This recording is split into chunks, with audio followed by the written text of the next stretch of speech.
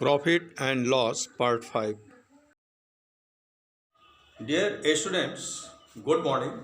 तो हम लोग प्रॉफिट एंड लॉस पार्ट 5 पढ़ने जा रहे हैं और इसमें क्वेश्चन है, ए अपनी कार को 20% लाभ पर बी को बेच देता है, फिर बी उसी कार को 25% लाभ लेकर सी को बेच देता है। यदि सी कार का मूल्य 225 रुपये देता है तो ए का क्रय मूल्य क्या होगा। तो आइए इसको हम सॉल्व करते हैं। तो ए अपनी कार को 20% लाभ पर बेचता है, तो ए का कास्ट प्राइस क्रय मूल्य बटा ए का सेलिंग प्राइस विक्रय मूल्य। तो क्रय मूल्य को 100 हम मान लेते हैं और ए 20% लाभ पर बेच रहा है, तो सेलिंग प्राइस क्या हो जाएगा 120। ठीक है। अब हम यहां से ए का जो एसपी है विक्रय मूल्य, इसको हम राइट साइड में ले जाएंगे। तो यहां से राइट साइड में इसको हम लेकर चले जाएंगे। तो ये है एसपी ए का। ठीक है। अब यहां पर समझिए, ए का जो विक्रय मूल्य होगा वही बी का क्रय मूल्य होगा। ए का विक्रय मूल्य एसपी ए वही होगा बी का क्रय मूल्य सीपी बी का। इस बात को ध्यान से देखिए, ए ने जितने रुपए में कार को बेचा है बी को, तो वह रुपया ए का विक्रय मूल्य कहलाएगा, जबकि बी का वह क्रय मूल्य कहलाएगा। ठीक है। तो यहाँ पर एसपी ए के स्थान पर हम सीपी बी भी लिख सकते हैं।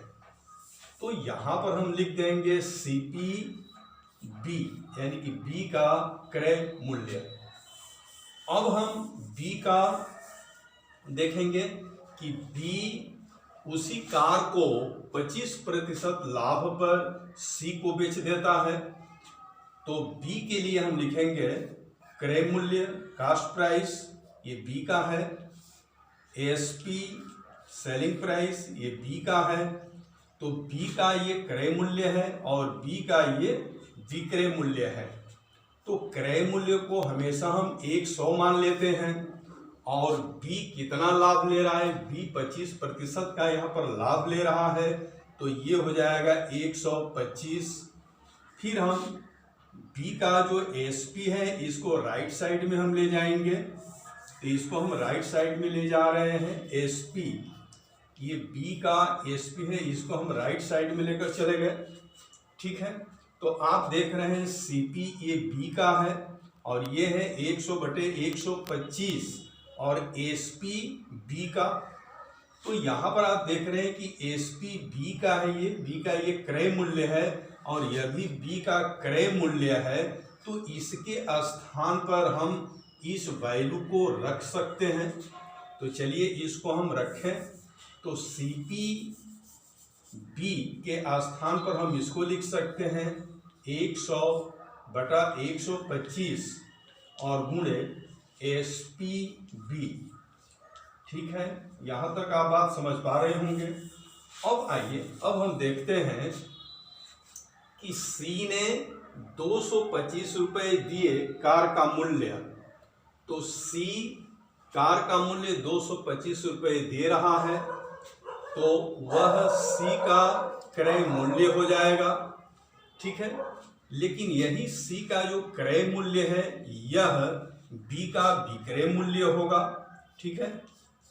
क्योंकि बी ने सी को बेचा है, तो जितने में सी ने खरीदा है उतने में बी ने बेचा है। तो बी का विक्रय मूल्य सी के क्रय मूल्य के बराबर होगा और सी का क्रय मूल्य है, यहाँ पर आप देख रहे हैं 225 रुपये। यदि सी कार का मूल्य 225 रुपये देता है तो ये सी का क्रय मूल्य हो गया। तो सी का क्रय मूल्य यहाँ पर है 225 रुपये। ठीक है। तो आप यहाँ देख रहे हैं कि बी का विक्रय मूल्य बराबर है सी का क्रय मूल्य और ये बराबर हो गया 225। तो यहाँ पर बी के विक्रय मूल्य के स्थान पर यानी कि एसपी बी के स्थान पर आप देख रहे हैं ये एसपी बी का वैल्यू है 225 हम लिख सकते हैं। तो यहाँ पर हम लिख देंगे 225। तो इस तरह से अब फाइनली इसको हम सॉल्व कर लेते हैं। ठीक है, तो 0 से 0 को हमने कैंसिल कर दिया, फिर 25 से इसको हम कटाएंगे तो 5 टाइम्स जाएगा, 25 यहाँ पर 4 टाइम्स जाएगा। ओके, 4 से 12 को हम कटा देंगे, 3 टाइम्स हो जाएगा। फिर 225 को 5 से कटाएंगे तो 5 का 20 हो जाएगा। फिर जैसे 5 का 20, फिर 5 25 यानी कि 45 हो जाएगा। और यहाँ से अगर इसको कैंसिल हम करें 3 को 45 से तो फिर ये क्या हो जाता है 15 हो जाता है।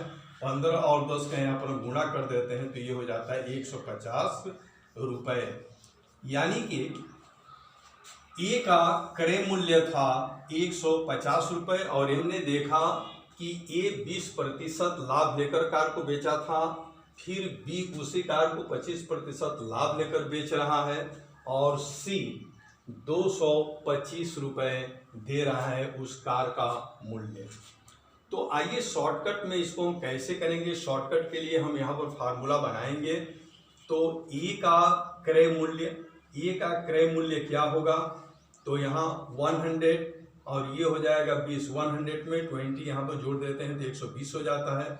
फिर गुणा करेंगे, फिर यहाँ देखिए 100 होगा और बटा 125, 100 में इस 25 को हम जोड़ देते हैं 125 हो जाता है। और अंत में हम यहाँ पर सी का क्रय मूल्य यहाँ पर 225 रुपये रखे हैं। तो अगर कोई वस्तु डबल बेची जा रही है तो यहाँ पर आप देख रहे हैं कि ये डबल ये आ गया है। तो वैसे भी जैसे हम फार्मूला हम लिखते हैं तो CP अपान SP लिखते हैं। अब CP 100 मान लेते हैं, SP जो बेचा गया है वो लाभ पर भी बेचा गया होगा या हानि पर बेचा गया होगा। तो हम करते क्या हैं, अगर लाभ पर बेचा जा रहा है तो ये प्लस कर देते हैं और यदि हानि पर बेचा गया है तो इसको माइनस कर देते हैं। और यहाँ पर प्रॉफिट परसेंट या लॉस परसेंट यहाँ पर होता है। जैसे प्रॉफिट पर बेचा गया है, लाभ लेकर बेचा गया है तो प्लस कर देंगे प्रॉफिट परसेंट को, और यदि हानि पर बेचा गया है, लॉस सह करके बेचा गया है तो उस स्थिति में 100 में से हम लॉस परसेंट को घटा देते हैं। ये है फार्मूला।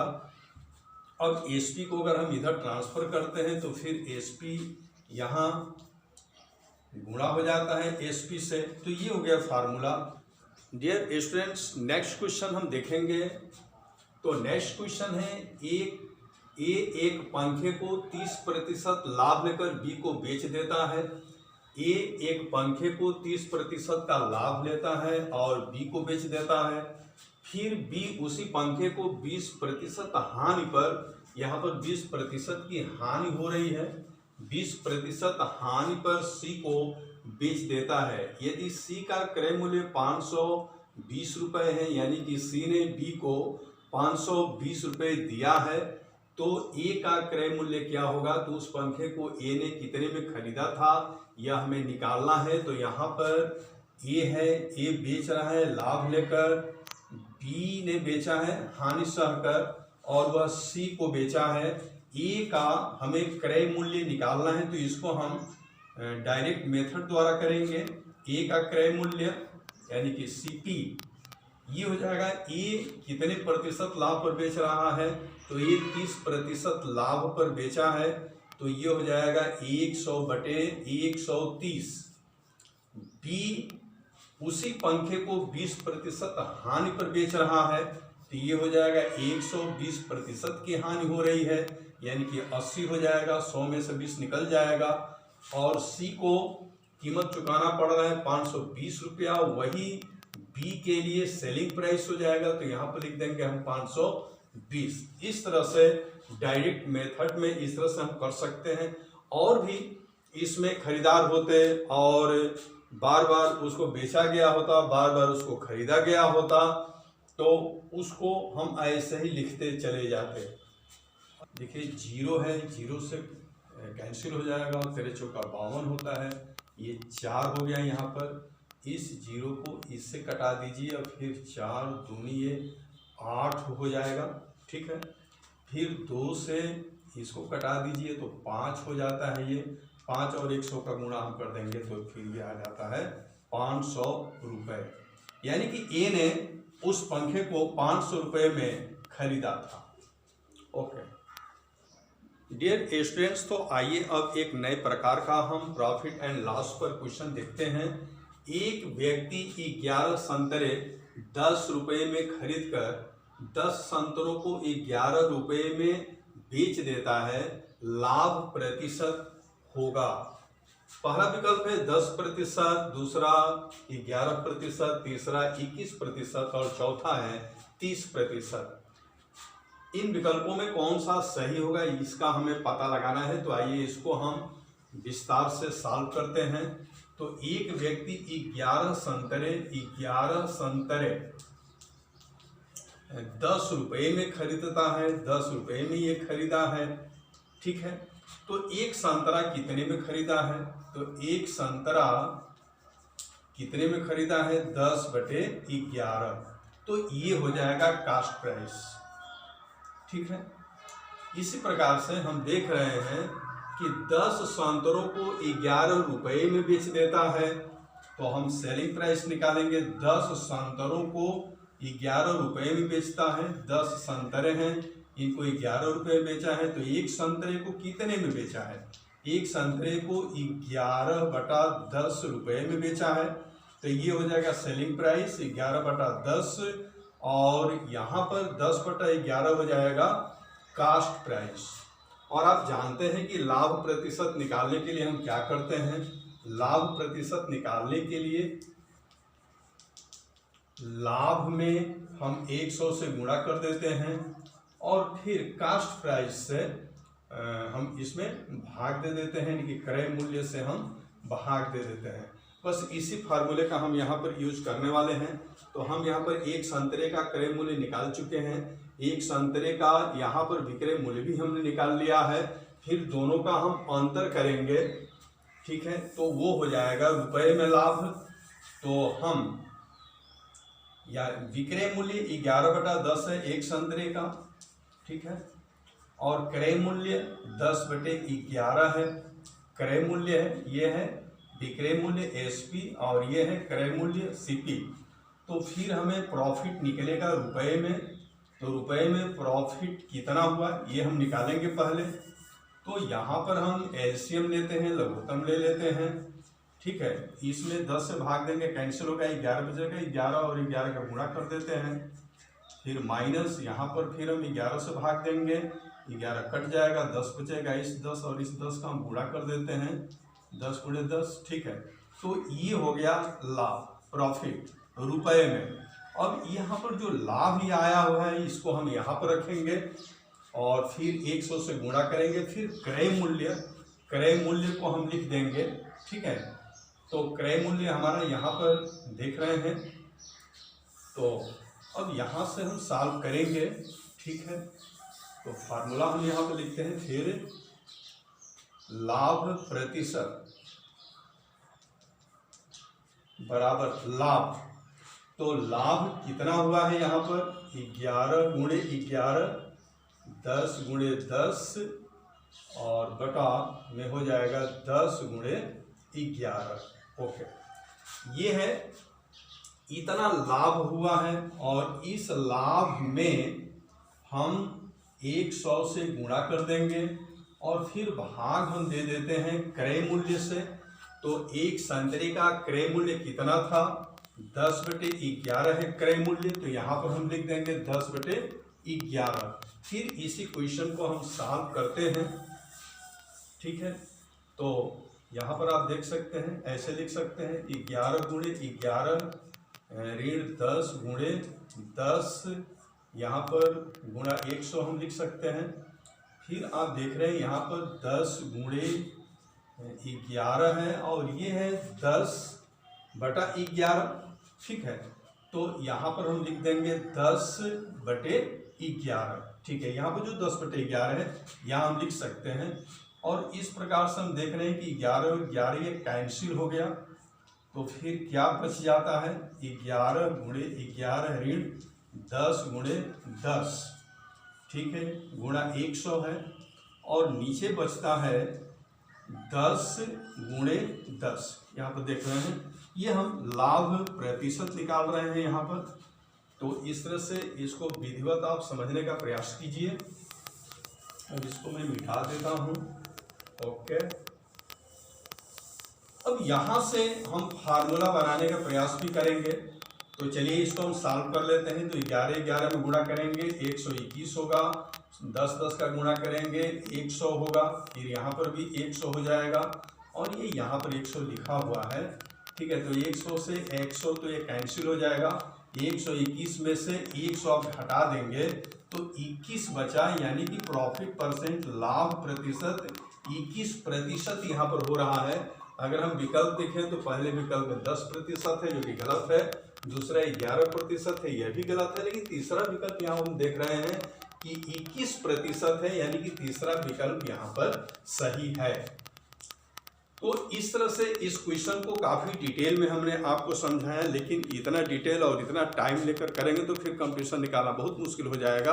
तो इस क्वेश्चन को शॉर्ट ट्रिक के द्वारा, शॉर्ट मेथड के द्वारा जल्दीबाजी में कैसे करेंगे ये मैं आपको तरीका सिखाने वाला हूँ। तो इसको आप समझने का कोशिश कीजिए इसी चीज़ को, ठीक है। यहाँ से हम फार्मूला बनाएंगे, यहाँ पर जो लिखा हुआ है यहीं से हम फार्मूला बना सकते हैं, ठीक है। अब देखिए ये चीज़ आना चाहिए डायरेक्ट। ये इस चीज़ को लाने के लिए हम क्या करें, किस तरह से शॉर्ट ट्रिक्स बनाएं, शॉर्ट मेथड। तो आइए देखा जाए। ऐसे अगर हम कर देते हैं, वस्तु में यहाँ पर संतरा है और कितने रुपए में लिया जा रहा है। चलिए क्वेश्चन को मैं पढ़ता हूँ। एक व्यक्ति 11 संतरे, तो 11 लिख दीजिए यहाँ पर, 11 संतरे 10 रुपये में खरीद कर, तो यहाँ पर 10 रुपया लिख दीजिए। 10 रुपये में खरीद कर 10 संतरों को, मतलब 10 संतरों को 11 रुपये में बेच देता है, यहाँ पर 11 लिख दीजिए, ठीक है। ऐसे सेट कर सकते हैं और फिर इस तरह से तीर दीजिए। 11 गुणा 11, 11 गुणा 11 हो गया, माइनस याद कीजिए कि माइनस लगाना है, और फिर 10 गुणे 10 लगाना है, ठीक है। और जो यहाँ पर 10 गुणे 10 है, यहाँ पर जो भी चीज़ होगा ना इसको हम नीचे लिख देंगे और फिर यहाँ पर 100 से मल्टीप्लाई कर देंगे, तो फिर हमारा ये फार्मूला बन जाता है। तो आइए इसको शॉर्ट ट्रिक के द्वारा हम कैसे करेंगे, फिर से इसको आप सुन लीजिए। जैसे लाभ प्रतिशत हमको निकालना है, पहले तो हमें पता नहीं चलेगा कि लाभ हो रहा है कि हानि हो रहा है, तो इसको हम बाद में डिटरमाइन करेंगे कि लाभ हुआ कि हानि हुआ। तो अभी हम फार्मूला लिख रहे हैं, इस तरह से आप लिख देंगे 11 गुणे 11, माइनस याद रखना है आपको, यहाँ पर माइनस लगाना है, 10 गुणे 10, फिर आपको याद रखना है कि यही संख्या यहाँ पर लिख देनी है, ठीक है। और फिर ये हो जाएगा इंटू 100। ओके, अब आप देखिए जैसे 10 में 10 से गुणा करते हैं तो ये 100 हो जाएगा। 100 को आप यहाँ पर इजीली कटा सकते हैं, 121 होगा, ओके, और माइनस ये हो जाएगा 100। तो इसमें हम देख रहे हैं कि यह 121 ज़्यादा है 100 से, यानी कि जब इसको हम घटाएंगे तो 21 धनात्मक मान आएगा, 21 रुपया, तो लाभ प्रतिशत। लेकिन अगर यहीं पर यह संख्या छोटी होती, ये संख्या बड़ी होती, तो फिर हमारा जो यहाँ पर रिजल्ट आता वो निगेटिव में आता, ऋण में आता। अगर ऋण में रिजल्ट आ रहा है तो फिर हानि होगा। तो हमेशा याद रखिए कि यहाँ पर जब डिफरेंस हम करेंगे, अगर डिफरेंस पॉजिटिव में आता है, प्लस में आता है, धन में आता है, तो लाभ होगा, लाभ प्रतिशत। और यदि यहाँ का डिफरेंस पहले में से दूसरे को घटाने पर अगर यहाँ पर ऋणात्मक मान प्राप्त होता है तो फिर यहाँ पर लाभ नहीं होगा, हानि प्रतिशत होगा। इस बात को ध्यान में रखना है। ओके, अगला क्वेश्चन है, एक आदमी 12 पेन 10 रुपये में खरीद कर 10 पेन 12 रुपये में बेच देता है, तो लाभ प्रतिशत होगा 12%, 10%, 22%, 44%। इसमें कौन सा विकल्प सही है इसका हमें पता लगाना है। तो हम लिखेंगे वस्तु और रुपए, ठीक है। तो एक आदमी 12 पेन 10 रुपये में खरीद कर 10 पेन 12 रुपए में बेच देता है, तो फिर ऐसे हम करेंगे, ठीक है।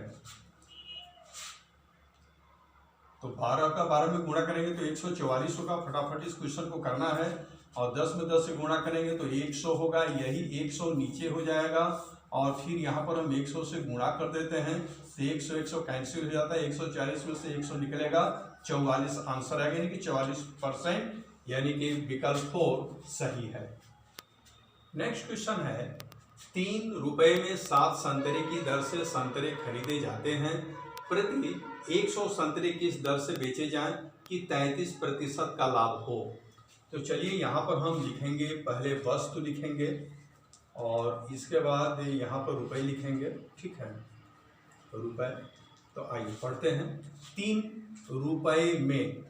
रुपए में 7 संतरे की दर से संतरे खरीदे जाते हैं, प्रति 100 संतरे किस दर से बेचे जाएं। यहाँ पर वही दर निकालना है, तो इसको हम x मान लेते हैं, ताकि प्रतिशत 33% लाभ प्राप्त हो, यानी कि यहाँ पर लाभ प्राप्त होना चाहिए 33%। तो आइए इस क्वेश्चन को हम करते हैं। तो इस तरह से तीर बना दीजिए, यानी कि हो जाएगा 7x माइनस 100 इंटू 3, ठीक है, और यहाँ हो जाएगा इंटू 100 अपॉन कास्ट प्राइस होता है, ठीक है। तो यही कास्ट प्राइस हो गया 300, और लाभ प्रतिशत इसमें दिया हुआ है 33। तो 33 यहाँ पर ये लाभ प्रतिशत दे रखा है, ये 00 इससे कटा दीजिए, ठीक है। 3 को आप यहाँ पर लाएंगे, यहाँ पर 3 को लाएंगे तो ये क्या हो जाएगा 99 हो जाएगा।